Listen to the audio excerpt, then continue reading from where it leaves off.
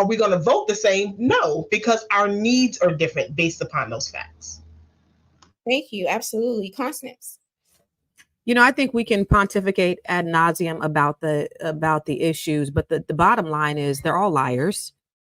Democrats, Republicans, ain't no facts. At the end of the day, they all are out for one thing, and that's themselves. When you look at what's just happened yesterday with the Supreme Court, Donald Trump isn't even in office.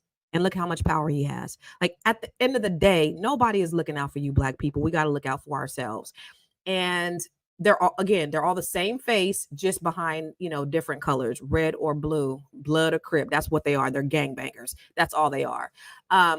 Somebody mentioned Lyndon B. Johnson. And one of the things he said is, if you can make the lowest white man think that he's better than the best colored man, he won't even know that you're picking his pockets.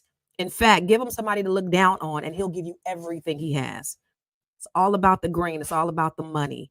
They don't give a fuck about y'all. They don't give a fuck about us.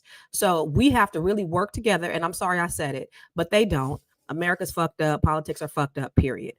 We really have to just look out for ourselves. Black people, we got to practice collective economics. We have to do for ourselves. Do I believe we got to vote? Sure. But at the end of the day,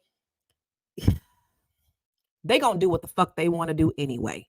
Period, whether who's in office. So we can talk about it all day, but at the end of the day, they're going to do what they want to do. Ain't nothing we can do about it. We got to work together, Black people, to preserve our community, period. Well, that's a whole mic drop. That was a whole word from Constance Carter. I concur. And I also have a t-shirt on that says, I vote for me.